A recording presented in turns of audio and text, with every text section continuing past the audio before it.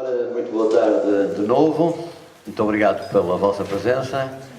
Vamos dar início ao segundo debate desta série de 4 debates sobre teatro e política. Como já tive a oportunidade de dizer no início do debate anterior, este conjunto de conversas inserem-se nas atividades paralelas à exposição que está aqui patente, embora não possa ser vista assim muito bem, porque as vitrines estão encostadas à parede e não podemos circular à volta delas para ver toda a documentação, e também relacionadas com o livro recentemente editado, que está também, pode ser consultado aí ao fundo. Um livro sobre o teatro não profissional na cidade do Porto, logo a seguir ao 25 de Abril, e até ao final dos anos 80, princípios dos anos 90, mais no final dos anos 80, onde começaram a consolidar-se as chamadas companhias profissionais independentes e que também elas fizeram história no teatro da cidade do Porto. Este segundo painel contrasta com o anterior, enquanto no anterior estavam aqui 4 dinossauros do meu tempo, enfim, moderados por uma jovem atriz. Desta vez fazemos um pouco ao contrário. Estou eu da geração dos meus ilustres amigos e colegas e companheiros que estiveram aqui no debate anterior, e estou muito bem rodeado por gente jovem que terá uma outra... Epá, eu não tenho que fazer aqui uma matemática entre a minha idade e a idade deles, mas de qualquer maneira, pronto, ao meu lado são muito jovens. E o que acontece é que estou muito bem rodeado, como eu estava a dizer. Todos eles têm e terão com certeza experiências a trocar connosco e uma visão sobre o que entendem hoje por teatro político, se é que há teatro político, ou o teatro é todo político, e que teatro político é que fazemos ainda hoje, e como é que eles olham para as loucuras e as coisas estranhas, como há bocado foram aqui relatadas, feitas final dos anos 70 e durante os anos 80. Da qual, obviamente, não viram nada, só têm, enfim, uma informação que lhes vem pelo que leram e pelo que ouviram falar ou que estudaram. Eu começava por apresentar os meus ilustres amigos. Vou começar pela direita, é estranho, mas eu vou começar pela direita. A esquerda de cena, exatamente. A Sara Barros Leitão é a atriz, tem trabalhado no Porto e em Lisboa, não só em televisão, muito em teatro, nomeadamente aqui no Porto, no Teatro Nacional de São João. Depois o Gonçalo Amorim, que todos também conhecem, é senador, ator, atualmente dirige o Teatro Experimental do Porto, onde é o principal senador, e dirige também o Festival Internacional de Teatro de Expressão Ibérica, o FITEI, e que eu não sou absolutamente insuspeito para dizer isto, está em muito boas mãos. E agora aqui, à minha esquerda e à vossa direita, está a Inês Barbosa, é a psicóloga.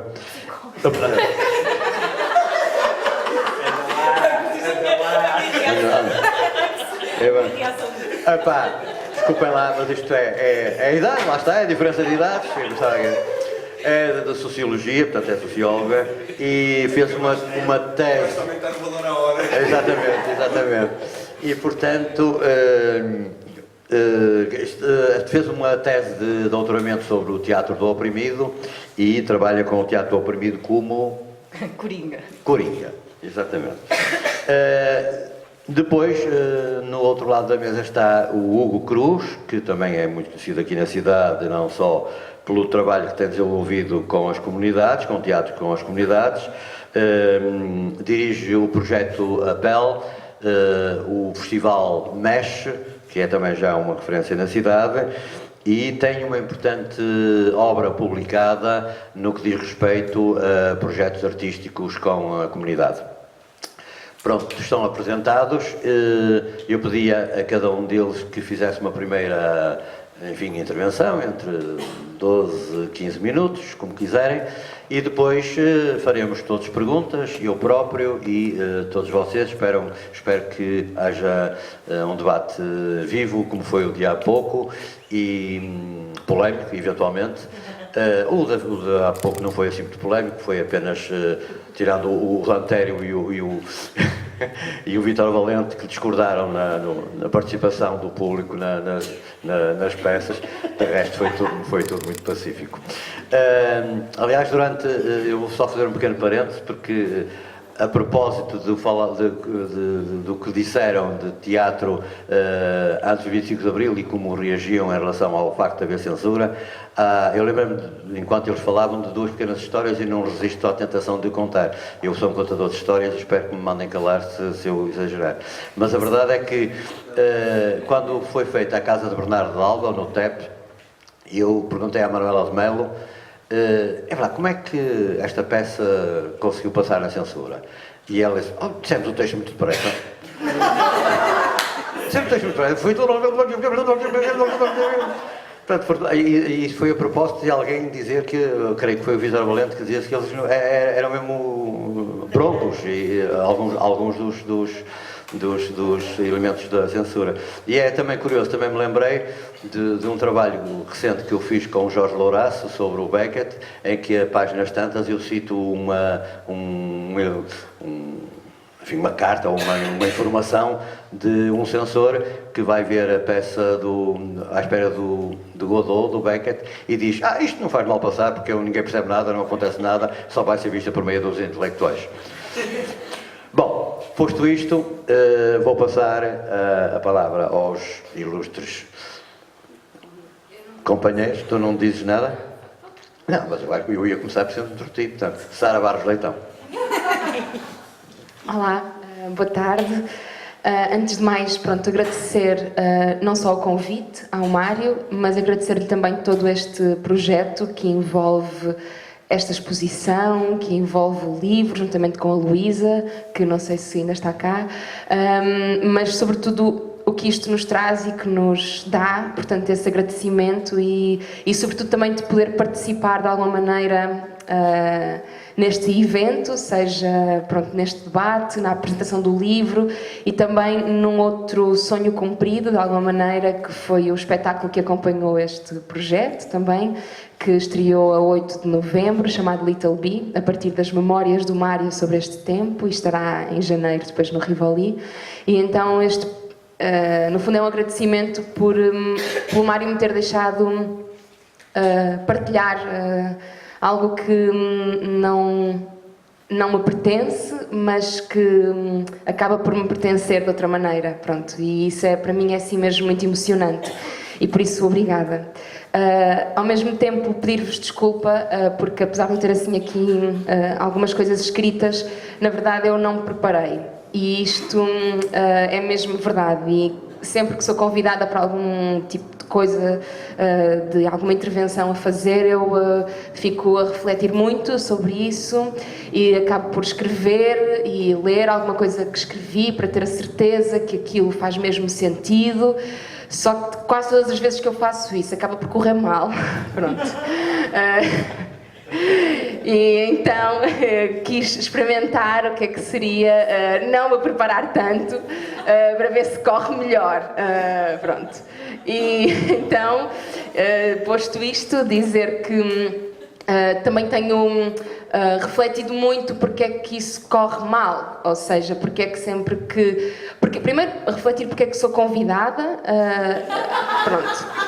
e depois porque é que as pessoas querem que eu falo e porque é que quando eu me preparo e falo, é sempre assim um bocado polémico. Então, eu tenho pensado sobre isso, francamente, porque isso também reflete o tema do debate, não é? Que se chama teatro político e teatro como política. E se calhar eu sou convidada porque eu caminho assim entre as duas palavras e não sei muito bem onde é que começa uma coisa, onde é que acaba a outra.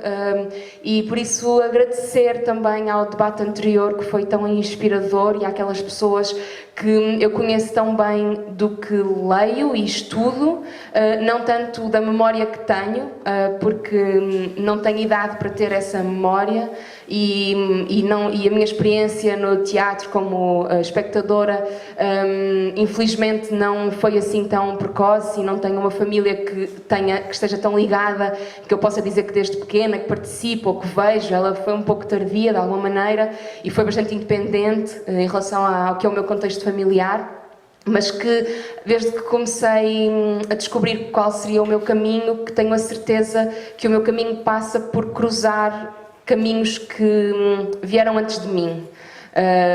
E então eu acho que caminho para a frente, sempre de mãos dadas com quem está atrás de mim, no sentido cronológico. Não dou assim passos no precipício sem essas pessoas ou sem essa herança. E isso também me leva, se calhar, a um tipo de trabalho que é um bocado difícil dizer que desenvolvo, porque, quer dizer, não desenvolvo assim tanto, eu não tenho idade para estar a desenvolver assim um grande trabalho, mas algum interesse que passa por arquivos ou por documentos ou memórias, e acho que isso é o reflexo de eu não me querer esquecer dessa herança que me abriu caminho para eu estar aqui. Então, fico a pensar porque é que, apesar de todas as intervenções correm mal e porque é que me chamam muitas vezes e tem acontecido cada vez mais, por exemplo, demagoga nas coisas em que eu digo, que percebi que pode ser um elogio, porque também chamam isso a pessoas que eu respeito muito, e então eu acho que isso pode ser um elogio. E então tenho policiado de alguma maneira, tenho feito esse exercício nos últimos tempos de tentar perceber se realmente o teatro é mesmo político ou não, ou se é possível que não seja. E atenção, tudo o que eu vou dizer agora e que estou a dizer é em diálogo também, não só com o que veio antes de mim, mas com o que veio mesmo antes de mim em relação ao debate anterior. Ou seja, eu reitero tudo o que foi dito no sentido de, claro que sim, todo o teatro é político e os meus olhos brilham ao ouvir todas essas palavras. E, portanto, eu fiquei a fazer este exercício, será que é mesmo? E então tentei distanciar-me um pouco de mim e daquilo que eu à partida sou. E tenho tido uma experiência que me tem provado que sim, que é mesmo político, que é dar aulas numa escola de teatro e, portanto, ao dar aulas não me estou a colocar como artista, portanto, a minha opinião, a forma como me coloco nas coisas deverá ter alguma ética, que não apenas aquela que eu determino para mim. E então, ao dar aulas, dialogamos, claro, com tudo o que veio antes de nós, não é? E tentamos abrir caminho para que os alunos pensem no futuro e em si próprios e que se descubram. E esse exercício tem sido muito difícil de fazer, tentando desvincular-me de um lado político. Mas vou tentando, só que é estranho, e tem aqui uma aluna que comprova que todas as aulas acabamos a falar de política e as aulas são sobre dramaturgia. E é impossível dar aulas de dramaturgia sem falarmos de política todas as aulas. E eu juro que não sou eu que provoco, certo? Pronto. Eu não provoco. Eu tento, não é, fazer um caminho mais isento, mas de facto, como é que se fala da Antígona sem falar de política? Como é que se fala de Shakespeare sem falar de política? Ou mesmo quando falamos em estéticas ou dramaturgos, porque há poucas dramaturgas que se consigam estudar, e isso também é político, e de repente já estamos a falar sobre isso, porque é que só estamos a falar de homens brancos? E então tudo nos vai dar a grandes discussões. E então eu percebi através dos meus alunos que se calhar não estou assim tão errada naquilo que provoco no meu trabalho, porque de facto se eles me respondem como se fossem as urgências deles, esse discurso, é porque então aquilo que eu vou traçando não está assim tão desfasado, acho eu, do que eu acho que é necessário. E então aí falarei do título deste debate: Teatro Político, Teatro como Política, e se por um lado nós podemos falar, assim, logo à partida de será que o teatro é político? Que teatro político é que fazemos hoje? Será que ainda fazemos teatro político? Faz sentido isso depois do 25 de Abril? Será que havia mais antes ou depois? Ok, e estou ansiosa por essa discussão, mas queria trazer uma outra provocação, que é alterarmos se calhar um bocadinho o título, se em vez de dizermos teatro político ou teatro como política, pudéssemos falar, por exemplo, de política teatral ou política como cultura, porque na verdade há um outro discurso paralelo que me parece que é urgente também no percurso, no hoje, não é? Que tem a ver não só com um lado mais romântico do que é fazer teatro político, mas quando a política se apodera do discurso do teatro. E então era essa provocação que eu gostava de trazer para aqui. Por exemplo, será que por exemplo, faz sentido que na nossa cidade, portanto, todo o pluro cultural esteja na mesma pasta que o poder, não é? Isso faz sentido ou não? É estranho ou não? E influencia ou não o nosso trabalho? Ou, por exemplo, porque é que nós permitimos que cada vez mais, e parece que estamos assim meio adormecidos e o discurso vai se instalando, que é, vamos a lançamentos de programações e os diretores artísticos falam e estão os artistas presentes, onde vão falar sobre o seu trabalho, mas os lançamentos começam sempre com números e com discursos políticos sobre o teatro, sobre as taxas de ocupação, sobre que é um discurso que tenta validar o próprio teatro, como se vejam como isto está mesmo a correr bem, porque a taxa de ocupação está a aumentar. Vejam como está mesmo a correr bem.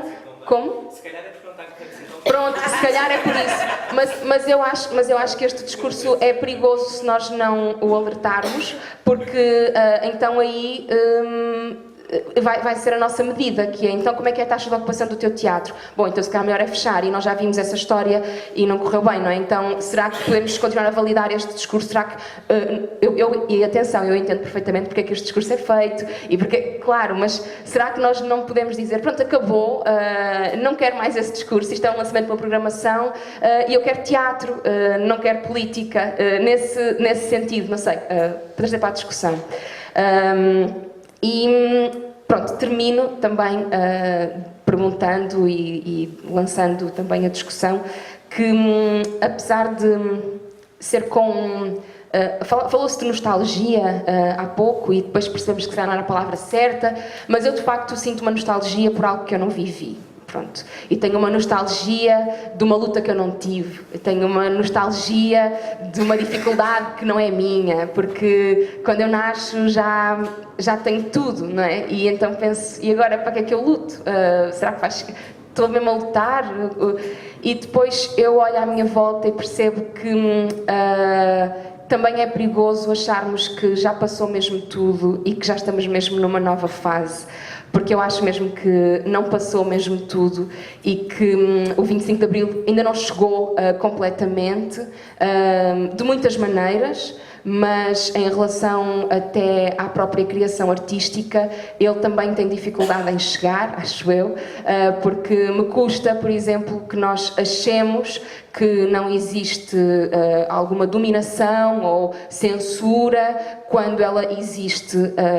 E está, por exemplo, à porta da minha casa com uma demolição de um quiosque do nada, do quiosque amarelo, e de repente não podemos dizer que ela não existe, porque eu estou a vê-los a demolir o quiosque e não há projeto e agora é cimento.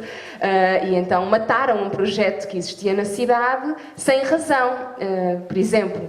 Então, pronto, era outra coisa que eu queria trazer para a discussão depois, quando pudermos. Obrigada.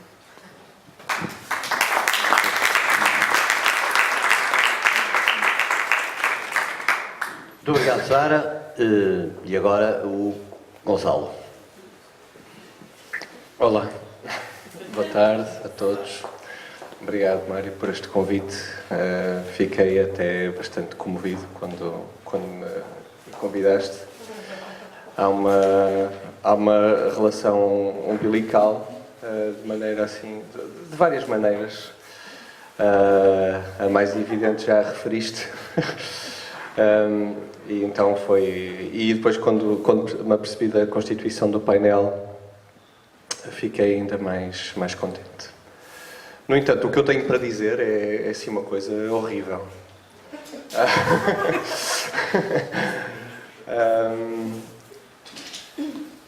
Confesso que... Bom, claro que posso fazer aquele introito de dizer que quantas vezes já me convidaram para falar sobre teatro político, quantas vezes começaram entrevistas a perguntar-me se eu fazia teatro político, quantas vezes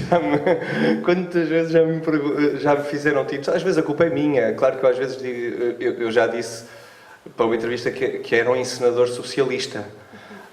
Também disse que programar o FITEI é tão importante como discutir a reestruturação da dívida. Claro que eu me ponho a jeito, mas ponho-me a jeito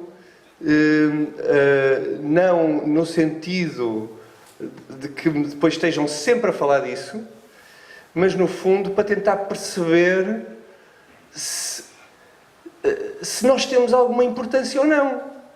Se nós temos alguma importância ou não. E a triste notícia que eu tenho para toda a gente é que nós não temos importância quase nenhuma. Quase nenhuma. Nós, durante a Troika, com o Rui Pina Coelho, fizemos um espetáculo que se inspirava na carta do John Osborne to My Fellow Citizens, que nós chamámos um espetáculo para os meus compatriotas, em que eu pus-me lá em cena, triste ideia, pus-me a dizer estas coisas, mas começava na ZDB em Lisboa a dizer, em plena Troika, com toda a gente a emigrar, eu começava o espetáculo a dizer: se o teatro servisse para alguma coisa, se o teatro tivesse alguma importância, eu não podia dizer isto. Pedro Passos Coelho vai para o caralho. Marcelo Rebelo de Sousa vai-te foder. E ia por aí fora. Não é? Ia por aí fora. E depois fazia aquela pausa do género: não apareceu ninguém. Não apareceu ninguém para me prender. Não apareceu nada. Não aconteceu nada. Portanto, é uma zona... já uma zona de invisibilidade. É uma zona de invisibilidade que a nossa arte tem, tão grande, que eu confesso que às vezes fico triste e acantonado. Pois há essa velha questão, não é? Pronto, eu ponho-me a jeito, não é? Mas todos nós sabemos que aquele não que é, sei lá, às vezes é escardalho, às vezes é mesmo, não, aquele não que é do Bloco, aquele não que é do...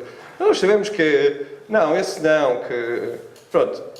Esse não que não sabemos de clube é que ele é. Pronto, a satisfação que isto tudo me dá é... Ao menos sabem de onde é que eu sou. Ou por onde é que eu ando. Ao menos eles sabem isto. Pronto. E isto, do ponto de vista da consciência, é brutal. Isto, do ponto de vista da liberdade, é incrível. E as pessoas mais interessantes, porque há pessoas inteligentes em todos os espectros políticos, as pessoas mais interessantes, mais cultas, dão muito valor às convicções dos outros. E à forma como as pessoas conseguem defender as suas convicções. Isto, apesar de tudo, é algo que a mim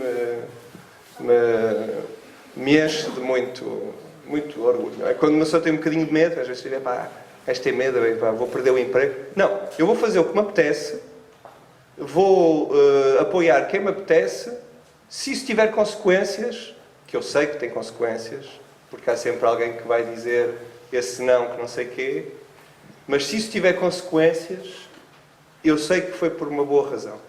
Pronto. Não tive com medo, não tive encostado, não sei. Pronto. Daqui a existir, se calhar provavelmente vocês já discutiram isso imenso na primeira parte, existir um teatro político, um teatro...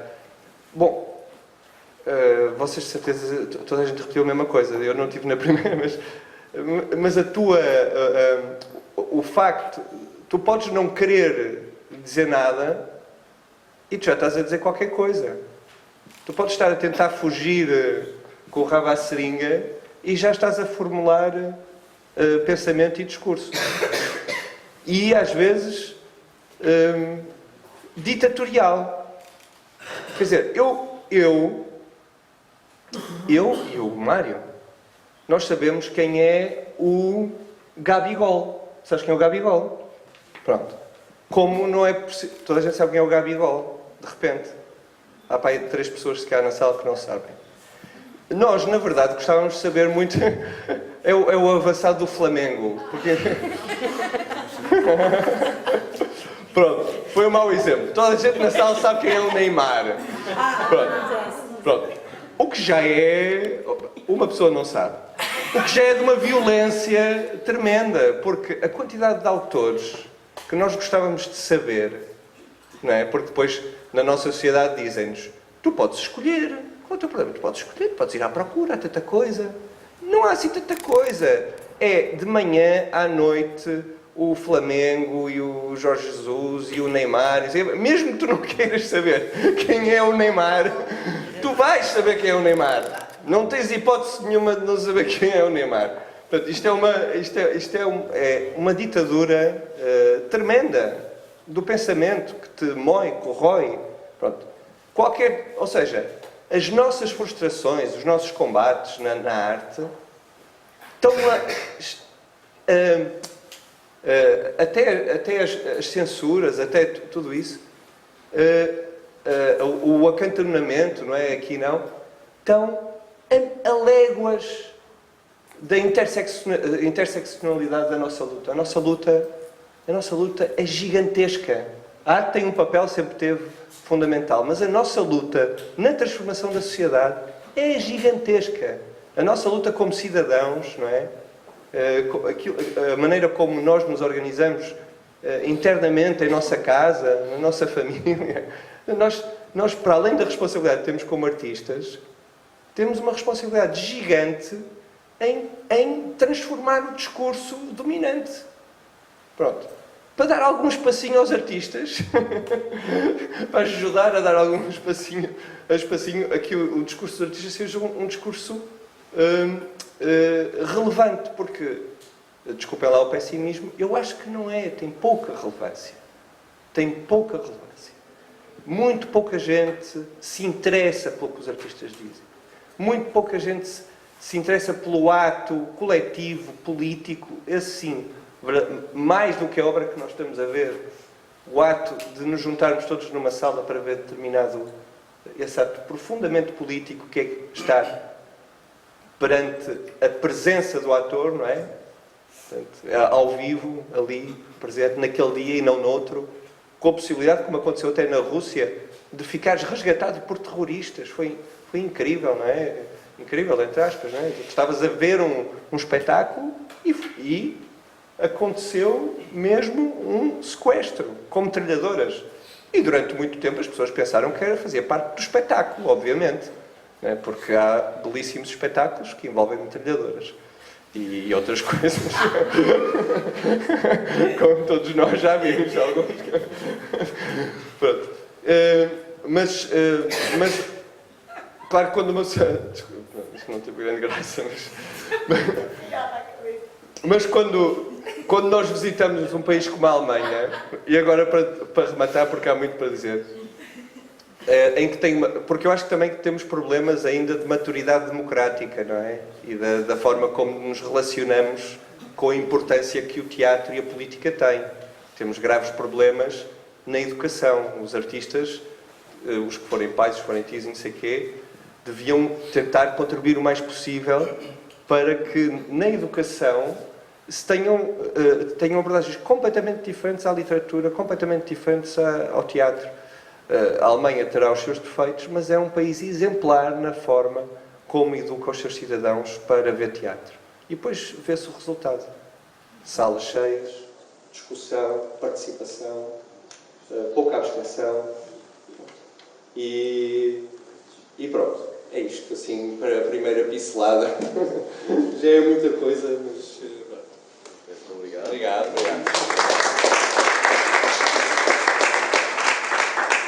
Muito obrigado, Gonçalo. Vamos continuar agora com a Inês. Então, olá, boa noite, mais ou menos, ou boa tarde a todas e a todos. Queria agradecer também ao Mário. Confesso que eu não fiquei comovida, fiquei assustada porque de repente as 3 pessoas que compunham a mesa eram pessoas sérias do teatro e eu era a pessoa que faz teatro nas horas vagas. Portanto, obrigada na mesma, acho que vou fazer aqui o meu papel da melhor forma que puder. E ao contrário da Sara, eu já apresentei sem papel e não correu muito bem, então hoje fiz ao contrário, com a esperança que corra melhor, podemos fazer um balanço no final. Então, antes de mais, posso só fazer uma pergunta? Há aqui alguém que não saiba o que é teatro do oprimido? Toda a gente sabe o que é teatro do oprimido? Pronto, ok. Ganharam uma... Ganharam o Neymar. Uma página. Ganharam uma página que não vai ser... Que assembleia maravilhosa, que alguns podem ter vergonha de assumir publicamente. Sim, Não sabem o que é. não, é sinal, tem não, acho que Mas foi com este público. O que é legítimo que tenham essa vergonha, já agora. Então, como o Mário dizia há pouco, portanto, eu faço teatro oprimido há cerca de 10 anos, está aqui várias pessoas que fazem teatro oprimido comigo.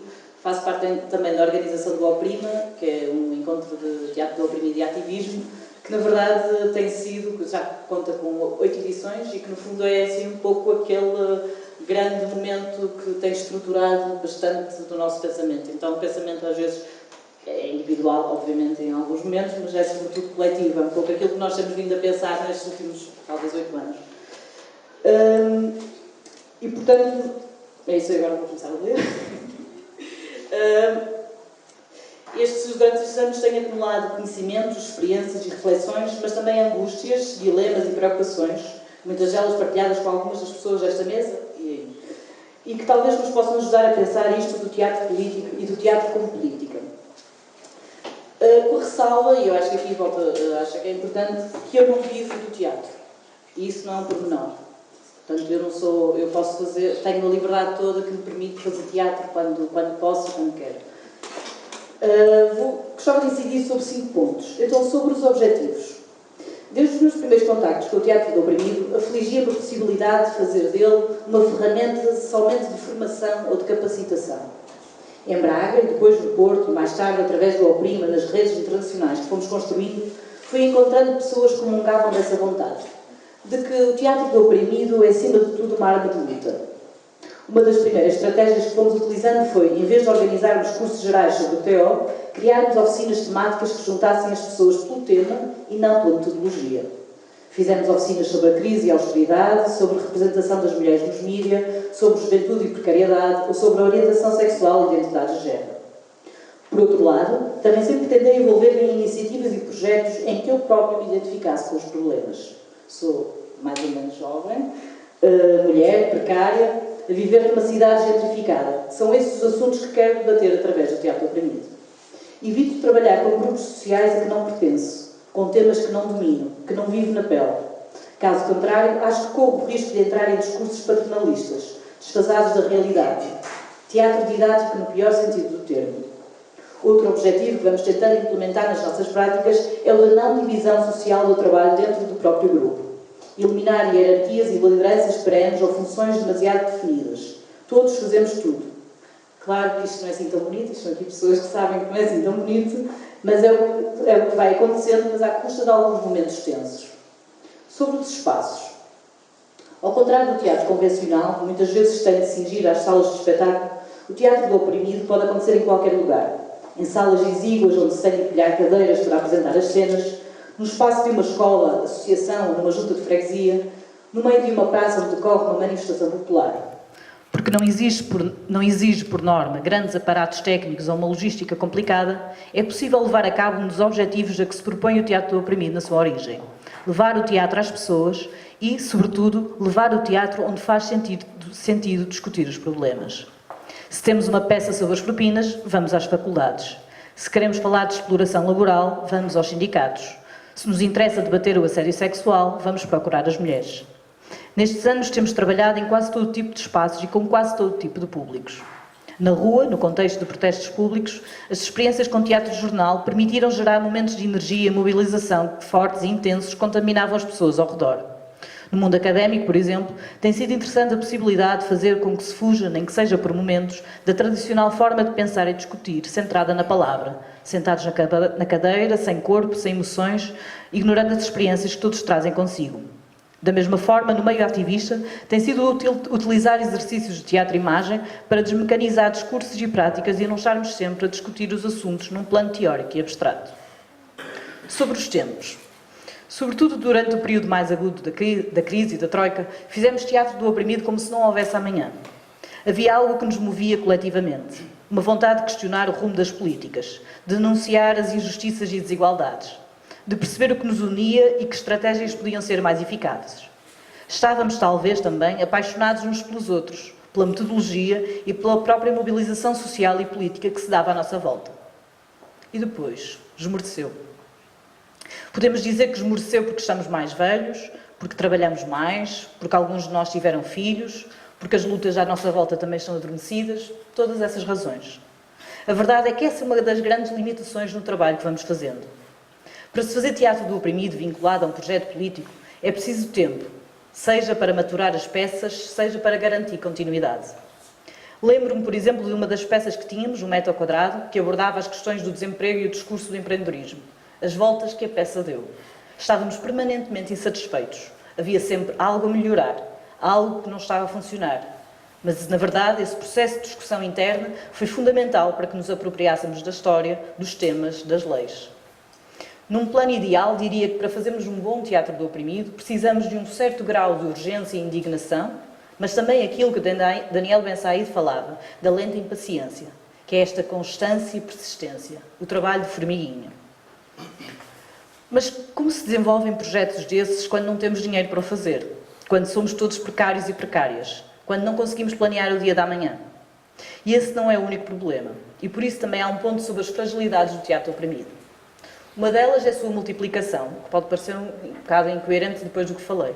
Mas a verdade é que a sua expansão em contextos que são diferentes e a forma avulsa como por vezes é apropriado, acaba muitas vezes por subverter o seu papel emancipatório. O teatro do oprimido não escapa à mercantilização ou a abordagens simplistas ou tecnicistas. Mesmo os projetos mais bem intencionados estão muitas vezes reféns dos financiamentos e, portanto, dependente dos temas ou do público, dão mais chances de conseguir aprovação. Em vez de perguntas, levam respostas. Em vez de processo, procuram resultados. Por exemplo, desenvolver um projeto de bullying numa escola, quando na verdade o que há é um problema grave de falta de funcionários ou um problema de desigualdades de género. E volto a frisar que eu não vivo disto. Lembro-me, por exemplo, de recusarmos um pedido de uma instituição para trabalharmos com um grupo de beneficiários do rendimento social de inserção, que eram apelidados de apáticos e inadaptados, com estas palavras, com o objetivo de os estimular para a procura ativa de emprego. Não podíamos aceitar. O teatro do oprimido não pode servir para tornar as pessoas dóceis ou adaptáveis. Às vezes, alguns desses projetos são apenas inócuos porque nada têm de subversivo ou desafiador. Fazem cócegas ao sistema. Ou nem sequer se debruçam nele ou o questionam. É aquilo que o Julián Boal chama de adestramento interativo de vítimas. Uma forma avançada de dinâmica de grupos. No caso do Teatro Fórum, a versão mais comum da dramaturgia opõe um grande opressor a um grande oprimido. Um patrão autoritário e um trabalhador fragilizado. Um marido agressor e uma mulher indefesa. Sem a devida contextualização social, histórica ou política. Num fórum desses, a estratégia passará inevitavelmente por falar mais alto, ser mais forte ou mais assertivo. São fóruns que dão explicações individuais daquilo que são problemas estruturais. Nesse sentido, e como temos discutido no contexto do Oprima, a dramaturgia do Teatro Fórum até vai bem com o sistema atual. Esta ideia de que ninguém me representa e de que eu resolvo os meus próprios problemas. Uma espécie de versão empreendedora do teatro do oprimido. E por isso temos procurado construir dramaturgias mais complexas, com personagens densas e contraditórias que se movem em diferentes grupos sociais e com interesses distintos. Mas isto que temos feito é fruto dos vários erros que cometemos, ou que vemos cometer, e sobretudo de longas e intermináveis conversas. E por isso temos insistido que o teatro do oprimido não é uma fórmula cristalizada, merece ser questionada, desconstruída e alterada de acordo com os contextos e à medida dos novos desafios. E isso leva-me ao último ponto. O teatro do oprimido não chega, como provavelmente o teatro político não chega. Olhando para trás, consigo identificar as várias fases. O enamoramento inicial, em que o TO é a solução para todos os males. Depois a fase em que começas a perceber que, se calhar, em vez de teatro, faz mais sentido fazer uma performance na rua, uma ação direta, um debate. Até que vês que tudo isso é insuficiente se não te organizares num coletivo e se não te envolveres numa luta concreta. Com as nossas muitas limitações, foi isso ou é isso que vamos tentando fazer. Colocar o teatro do oprimido dentro de um trabalho sistemático e continuado de organização coletiva. Perceber quem são os nossos aliados, outras associações, sindicatos, grupos informais e convidá-los a estar nas peças. Organizar manifestações e encontros políticos sobre os temas com que trabalhamos no teatro. Aliar os nossos projetos a petições ou outras iniciativas populares. Mas para chegarmos a este lugar, tivemos de romper com muitos dos nossos preconceitos, sobretudo em Braga, no nosso grupo onde trabalhei mais tempo. Por exemplo, em relação aos modos de organização partidária que refutávamos completamente. Ou aceitar que, sobretudo lá, em Braga, onde somos tão poucos, precisávamos construir alianças pontuais a partir de ações específicas e centrar-nos muito mais no que nos unia do que nos separava. Porque eu acho que o que o teatro oprimido tem de interessante para mim é esta procura coletiva de alternativas, uma capacidade de produzir uma praxis militante, agregadora de pessoas e de causas, fazer dele um lugar onde se ensaiam estratégias, onde se praticam resistências, onde se exerce uma pedagogia de luta. E para transformar alguma coisa precisamos de todos e de todas, do teatro, mas de muito mais.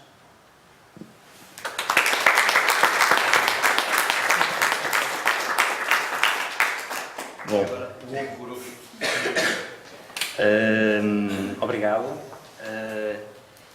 E obrigado, Mário, por esta trilogia, não é? Do livro, da exposição e agora de podermos conversar, mastigar tudo o que está no livro e que está também aqui na exposição.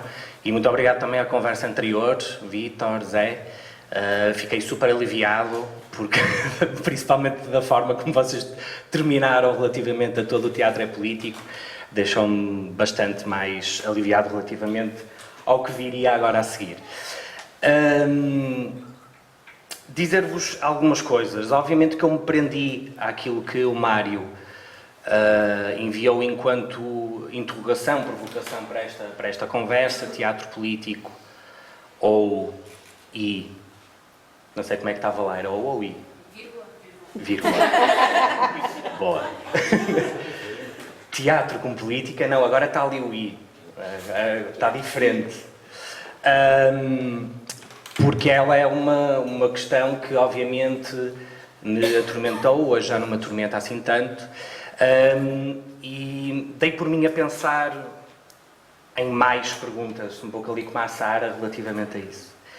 E gostaria de partilhar estas perguntas convosco. O conjunto de ações que nós temos visto no Chile nas últimas semanas são teatro político ou teatro enquanto política?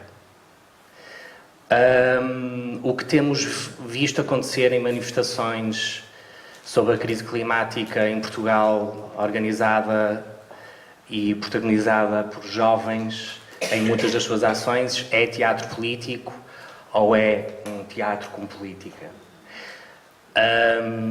O espetáculo da Sara na Casa das Artes do Bonfim, que eu só pude ver os 15 minutos porque depois não havia bilhete para eu entrar. Relembra-me o nome, Sara, desculpa. Todos os dias me surge de coisas internas. Oh, bem, de certeza há aqui gente que viu, algumas pessoas eu sei que viram, é teatro político ou é teatro com política? Alguns espetáculos que eu tive a oportunidade de ver no FITEI este ano, particularmente, mas poderia ser noutros. Lembro-me, por exemplo, daquele grupo de São Paulo, lembro-me o nome do espetáculo que até moderei a conversa no final, com atrizes. Sim. Como é que se chama? Exatamente. É teatro político ou é teatro com política?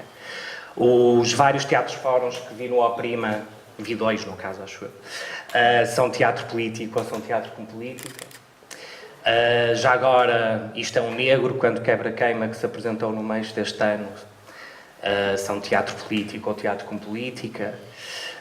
O Mapa, que foi o último espetáculo que eu dirigi no contexto do coletivo PEL foi teatro político ou teatro com política, e poderíamos continuar. Acrescentaria mais 2 perguntas. É possível fazer teatro político e teatro com política em Portugal? E a segunda, é possível fazer teatro político hoje e teatro com política na cidade do Porto? E esta segunda particularmente, porque vivo aqui a maior parte da minha vida, preocupa-me bastante.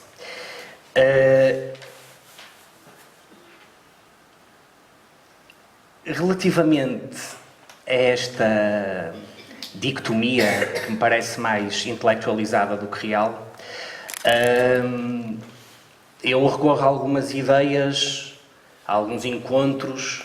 As ideias também são encontros, não é? Muitas vezes. Que eu acho que vale a pena partilhar convosco, e já que o Vítor fala sempre de onde vieram as coisas, também dar esse mérito óbvio, por exemplo, ao Rancière, quando ele questiona, e muito bem na minha opinião, estar a discutir relação entre arte e política é uma coisa absolutamente incontornável, mesmo antes da arte tentar negar que é política.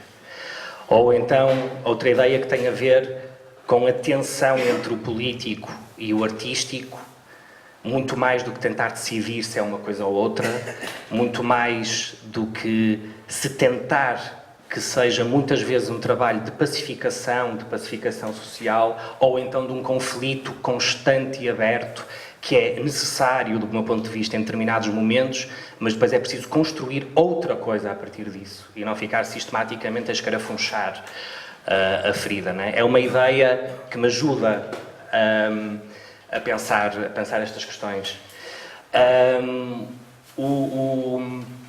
O encontro com Augusto Boal em 2016, quando fiz o intercâmbio no Centro de Teatro do Oprimido, no Rio de Janeiro, em que já agora o Boal fazia uma coisa, o seu último livro, Estética do Oprimido, que só pode revelar uma coerência enorme, que é, discutia com toda a gente que estava lá a fazer o intercâmbio, todos os dias dava-nos um capítulo que tinha acabado de escrever e dizia para nós lermos e criticarmos, e dizermos o que é que achávamos sobre o que ele estava a pensar relativamente ao que era o Teatro do Oprimido em 2006, salvo eu. E eu lembro-me uma vez que estava muito angustiado a dizer, pá, nós fazemos lá uns trabalhos com o Teatro Fórum nas escolas, mas eu não estou nada satisfeito com aquilo, pá, um gajo às vezes mostra para fora que está muito certo do que está a fazer, mas não está, felizmente. E pá, eu tenho muitas dúvidas, e obviamente que estas dúvidas vão recair exatamente nesta dicotomia falsa, na minha opinião. E ele disse uma coisa super tranquilizadora, que foi o que vocês fazem está bom, é ótimo, é melhor do que não fazer, e tendo em conta as intenções que vocês têm a fazer, mas não chega. E isso, na verdade, foi alguma coisa que me ajudou a desbloquear esta dicotomia e a perceber que muitas vezes é necessário agir para depois pensarmos sobre aquilo que fizemos e não estar a preparar estrategicamente tudo o que vamos fazer e a tentar consolidar isso do ponto de vista intelectual, porque isso bloqueia, nomeadamente, a ação do corpo, que já agora é tão fundamental no teatro político. Bom, estas são algumas ideias que eu gostava de partilhar convosco. Uma coisa mais recente com a qual me cruzei com uma das fundadoras do Living Theatre, ela fala sobre uma ideia com 80 anos do teatro político que ela acha que só se está a concretizar no século XXI. Exatamente com os exemplos do que foram e o que estão e do que está a acontecer no mundo, nomeadamente de todo o movimento de ocupação da Primavera Árabe, ou Occupy em Nova Iorque, São Paulo, e poderíamos continuar com outros exemplos. E ela repescava essa ideia fundamental de que todos os recursos teatrais possíveis devem ser mobilizados para estarem ao serviço da humanidade. E achei muito curioso que ela refletisse que provavelmente hoje estamos muito mais próximos disso do que em algum outro momento. Não sei se estou a ser um fazedor ingênuo uma tentativa de intelectual ingênuo, não sei muito bem, mas também não me interessa. Interessa-me, acima de tudo, que me inspirou muito esta ideia dela e me faz pensar para a frente, de como é que as coisas podem ser construídas. E depois a coisa das caixas e aquela coisa dos adjetivos à frente das palavras é uma coisa que sempre me deu muita urticária. E portanto fiquei muito satisfeito ali com o teatro e política, às páginas tantas. Portanto, aquela história toda do teatro comunitário, do teatro social, o teatro do oprimido é diferente porque tem o teatro não sei o quê. É muito engraçado porque as pessoas dizem, tudo teatro comunitário. É muito curioso. Eu nunca disse que fazia teatro comunitário, nunca, não vou exagerar, mas tenho muitas dúvidas que tenha dito. Escrever, nunca escrevi, em nenhum programa da PEL está escrito teatro comunitário. Nós sempre trabalhamos com a interseção do e não foi por acaso. Porque agrada esse lugar de hibridez, de contaminação de algumas coisas que sabem o que é que são. Só se pode estar junto quando se sabe o que é que se é. Para a partir daí se conseguir construir outra coisa. E desse ponto de vista, poderíamos discutir imenso, mas eu não vou desviar a conversa, tudo sobre os teatros comunitários e sobre os teatros participativos.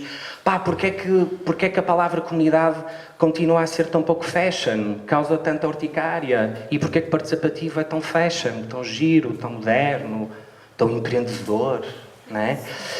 Provavelmente porque a palavra comunidade está ideologicamente muito ligada ao que foi o teatro político, por exemplo, ou que foi uma série de ações que aconteceram no pós-25 de Abril.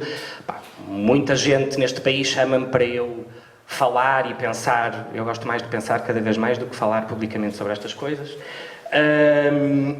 sobre as questões do teatro comunitário e não sei o que mais. E eu digo, gente, nós fizemos tanta coisa, vocês entendem este bem coletivo que vocês criaram, não é? Vítor, Zé, não é? É um bem coletivo.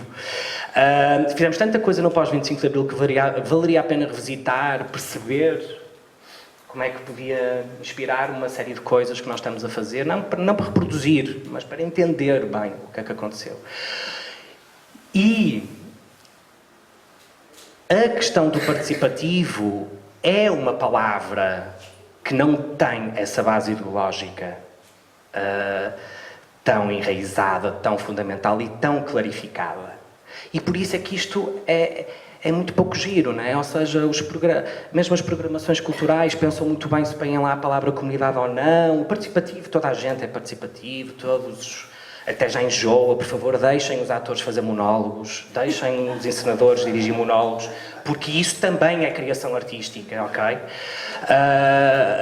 E não vamos todos fazer coisas de repente em que está toda a gente a participar muito, quando depois a qualidade da participação é basicamente muito pouca. E, portanto, telefonar para as manhãs da Júlia também é participação, já agora, não é? Portanto, acho que temos que ter algum cuidado relativamente a isso e estamos a viver um momento crucial, não só no mundo, mas no país e no Porto particularmente, para entendermos muito bem o que é que podemos coletivamente fazer com isto.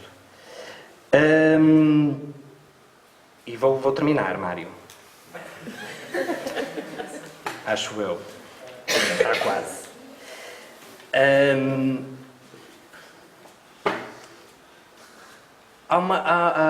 Ainda relativamente... Eu fugi um bocadinho agora aqui com o comunitário, mas também é teatro político, não é? Não. Tem a ver com isso, com os outros teatros políticos. Eu acho que é importante nós pensarmos...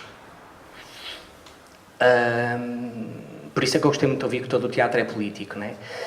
Aquele teatro que tendencialmente não tem a mesma agenda, a mesma ideologia, o mesmo posicionamento político que nós temos tendência para achar que não é teatro e que não é teatro político. Pois eu acho que ela é realmente teatro político, com uma agenda muitas vezes muito melhor organizada que o nosso teatro político, permitam, com uma capacidade e uma estratégia de leitura do mundo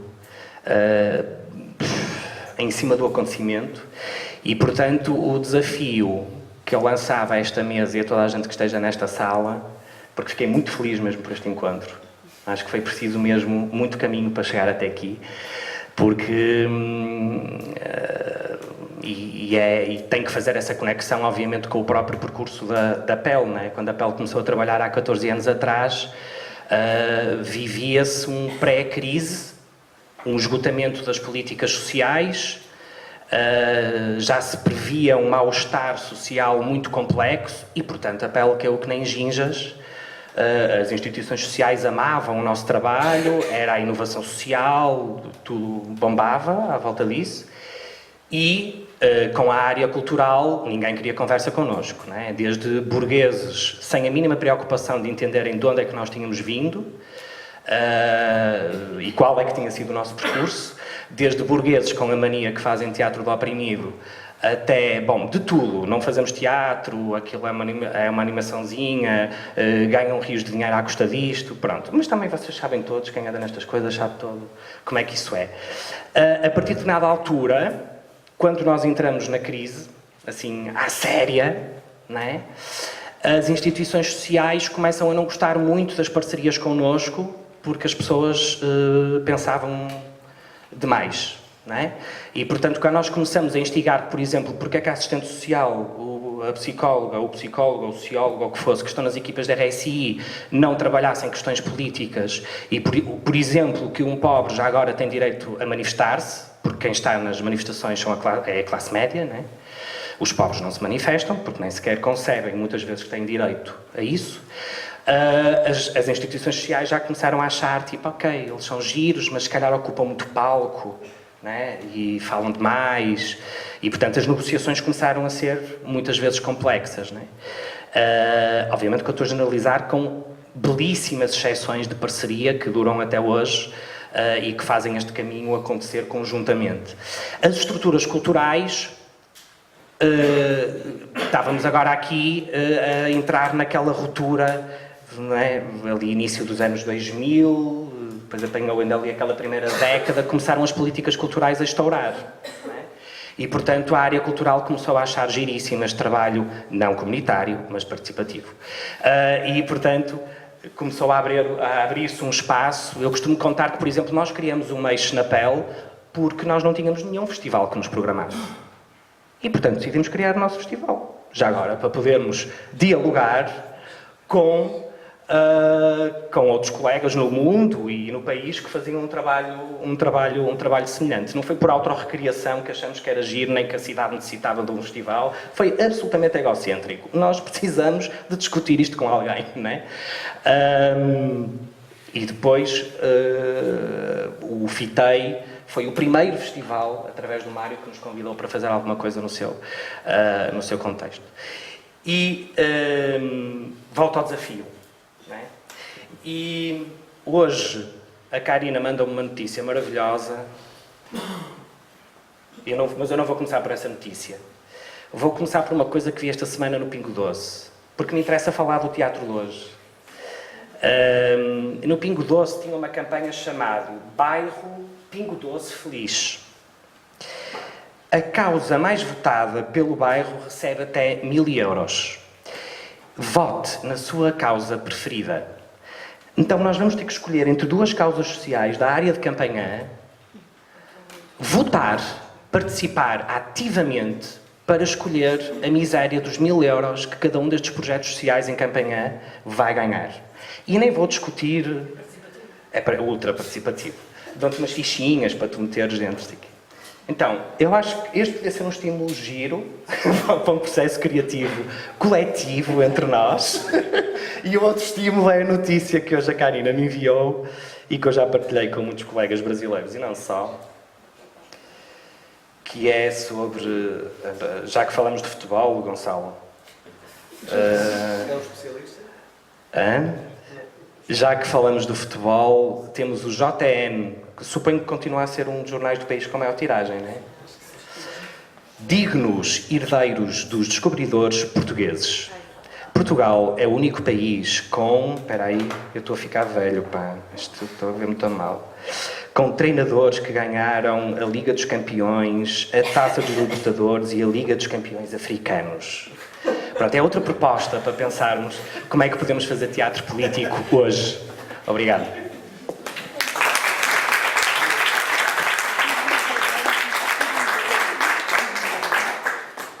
Muito obrigado, Hugo.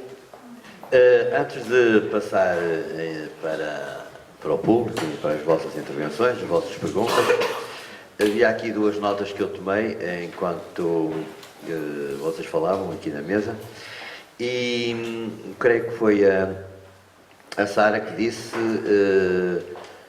que viu nos grupos que tinham debatido no primeiro encontro, no primeiro debate de hoje, algumas dificuldades, mas que essas dificuldades não são as dela. Ela disse, essa dificuldade hoje não é a minha. Mas eu presumo que quis dizer que há outras dificuldades. Não serão essas, mas serão outras. E julgo que todos nós sentimos isso. Portanto, eu pedia que todos vocês comentassem um pouco esta observação da Sara, e começando precisamente pela Sara. Sim, acho que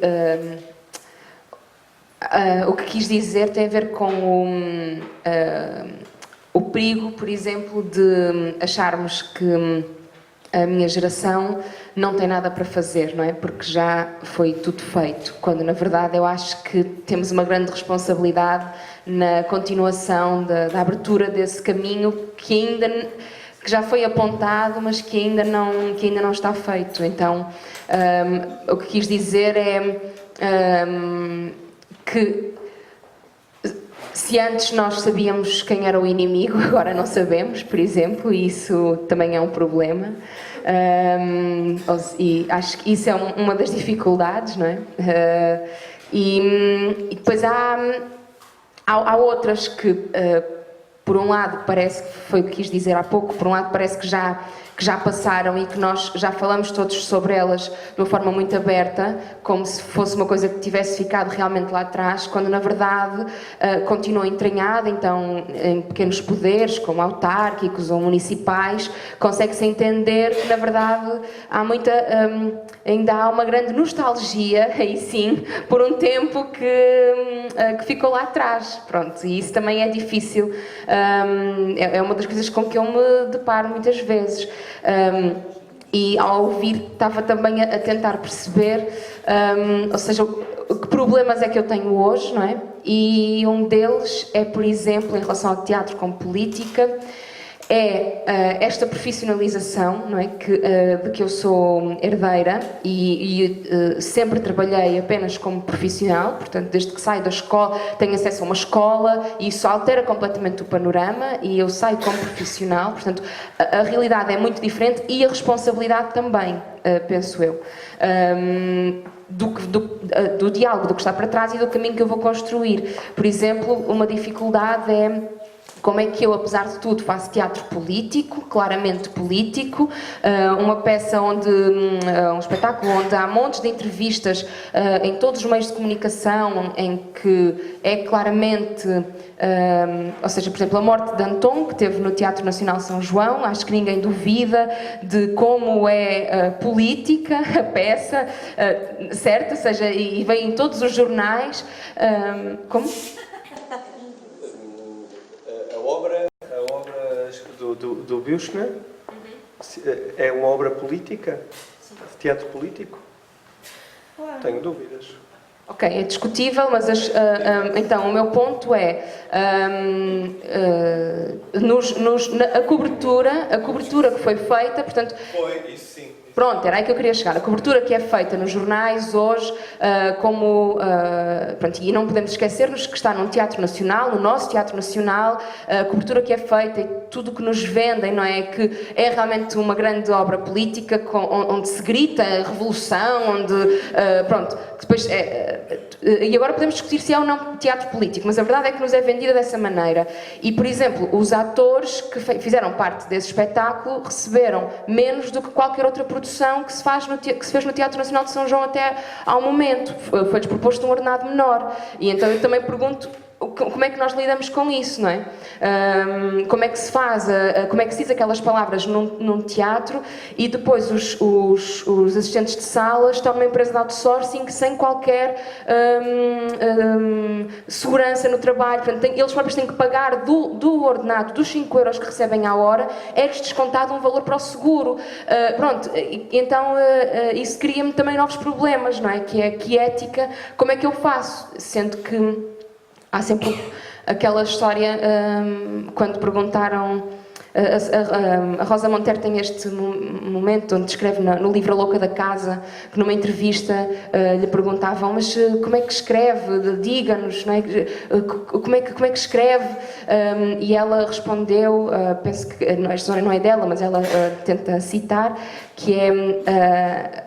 A barata, muito invejosa das patas da centopeia, diz-lhe: ai, você tem umas patas, são tantas, são maravilhosas, como é que consegue andar com essas patas tão maravilhosas, quer dizer, não se atrapalha, como é que faz? E a centopeia: é muito fácil, eu movo as 50 patas esquerdas para a frente e ao mesmo tempo as 50 patas direitas para trás e depois ao contrário. E a barata disse: ai, isso é mesmo fantástico, pode por favor exemplificar? E a centopeia nunca mais foi capaz de se mexer. Então eu também acho que pronto, é um problema que eu tenho, que é, então e não vou mais fazer espetáculos no São João enquanto eles não tiverem um contrato de trabalho? Quer dizer, não sei responder a isso, não é? Mas isso é um problema que eu tenho, que é ético, quando penso no teatro político e teatro como política. Pronto. Bom, isto não estou a dizer que é assim que se deve fazer, atenção. Só para esclarecer, mas porque, voltando só um bocadinho atrás, eu acho que a questão da educação é mesmo fundamental. Ou temos um trabalho mais sério em vários aspectos, passar nas escolas que a ideia de possuir, da posse, não é? Ou se altera, a ideia do consumo desenfreado. Não é? Eu sei que o Ferrari vai a 200 e pode ter um acidente se começamos todos a deixar de consumir. Dizem os economistas, os especialistas, não é? Em neoliberalismo. Mas, ou realmente forçamos aqui uma desaceleração, ou estamos bem tramados. Isso passa também pelo usufruto de bens culturais, pela participação dos miúdos em fóruns. Há escolas que fazem este trabalho melhores que outras. No entanto, depois, no meu trabalho, lá está, eu não sei, não é que todos têm que se organizar para já e espero que em coletivo, da maneira como acham melhor. Mas, por exemplo, no FITEI, nós não temos voluntariado. Não temos. Foi quando entrei para o festival, foi uma das decisões políticas. Nós não vamos trabalhar com voluntariado. Nós vamos pagar trabalho intelectual. É preciso parar de pedir o textinho aqui, o textinho acolá, o textinho para aqui, o textinho para acolá. Pronto. Isto tem repercussões. Se calhar a programação reflete-se aqui e acolá. Às vezes, se calhar, as pessoas recebem um bocadinho menos do que estavam à espera. Às vezes até recebem atrasado porque nós sabemos que a DG Artes e as autarquias pagam aos bochechos, mas o trabalho tem um valor que tem que ser pago. A PEL apresentou eu não estou a dizer que não regateio tudo ao cêntimo, não estou aqui armado em anjinho, é ao euro. O euro dá muito jeito. Um euro dá muito jeito. Mas as coisas são pagas. A PEL apresentou um vídeo que em muitos festivais seria vocês vão ali projetar um vídeo no Salão Nobre do Nacional, é uma oportunidade muito fixe, fala-se sobre a PEL, mostra-se o vídeo, organiza-se o debate. Foi pago. Eu de certeza que regateei o valor, mas que foi pago, foi. E eu acho que estas pequenas coisas são para acontecer. Pode mexer na estrutura, se calhar baixa o salário a alguém, mas se alguém trabalha... Estamos no tema? Estamos no tema? Pronto, estamos no tema, desculpem. Mas isto tem a ver também com a pessoa ter a consciência tranquila, não é? Porque nós não podemos andar a dizer X coisas e depois praticamos de outra maneira. Porque o que aconteceu muitas vezes, o FITE felizmente subiu um pouco o valor. Mas o que aconteceu no início, com valores mais pequenos, nós sabemos perfeitamente, e sabe toda a gente aqui que tem estruturas, quem é que fica sem receber. Normalmente são sempre os mesmos que não recebem nada, ou recebem muito pouco, e ficam a investir durante muito tempo, até que finalmente lá vem um dinheirito para pagar as contas. Pronto, mas e isso é que a nossa luta também para ter dignidade no trabalho obriga-nos a pedir um aumento de financiamento para a cultura, porque não é... Nós fazemos sempre, só que não queremos fazer de determinada maneira, não podemos fazer de determinada maneira. E é por isso também que pedimos mais dinheiro.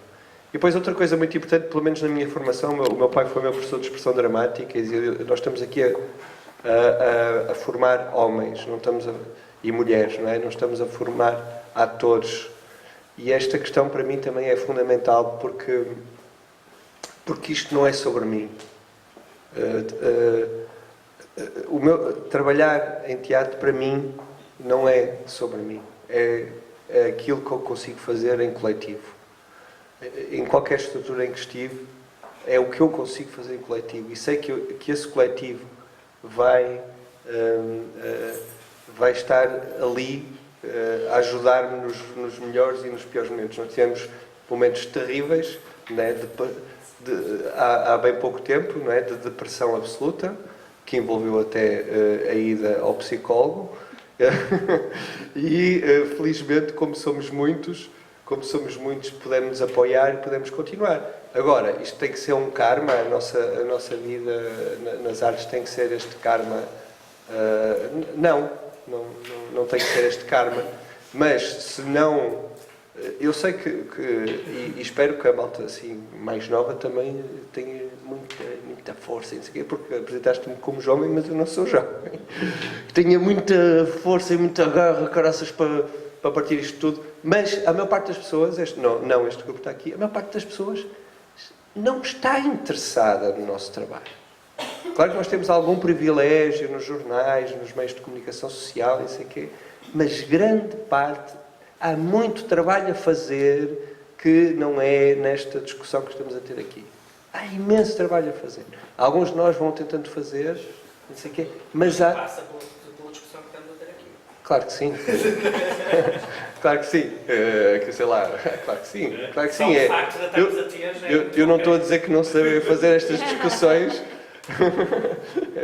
mas acho que me estou a fazer entender. Há muito trabalho para que dê... ou seja, a sementeira é mesmo para fazer, não é? Porque senão continuamos a ir ao supermercado comprar a comida, não é? A comprar as florzinhas e lá os melões que já estão prontos. Não, há mesmo que semear, senão...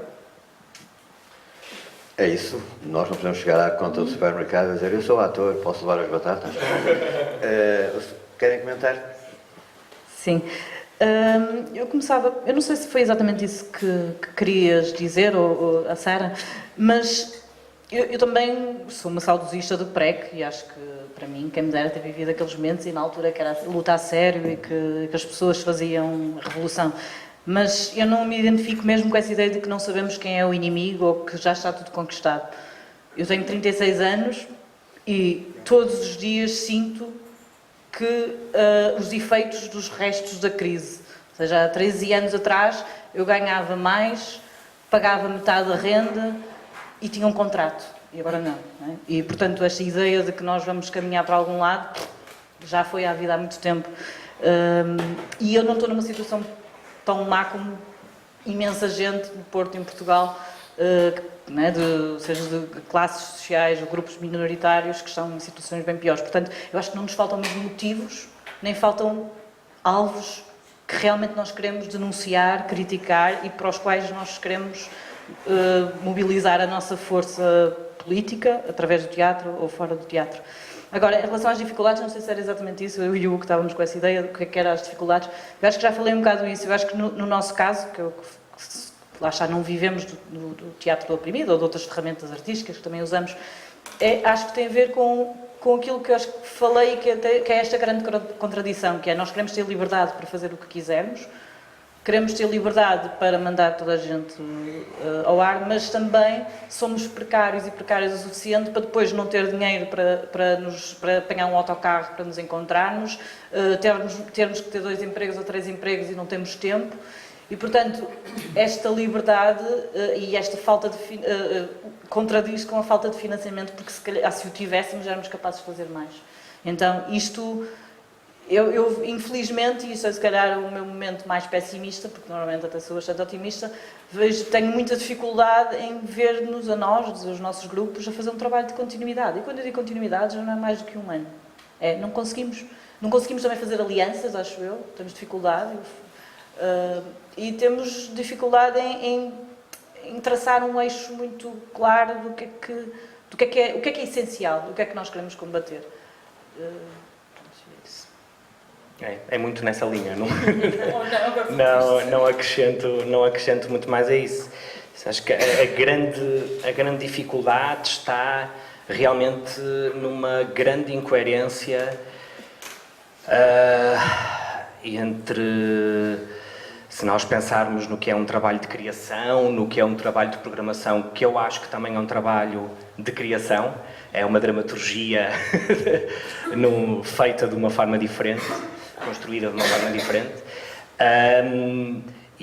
e pensarmos nos conteúdos dessas criações, dessas programações, nas formas também dessas criações e dessas programações, de uma forma, e depois é absolutamente esquizofrénico tudo o resto à volta nos pedir exatamente o contrário.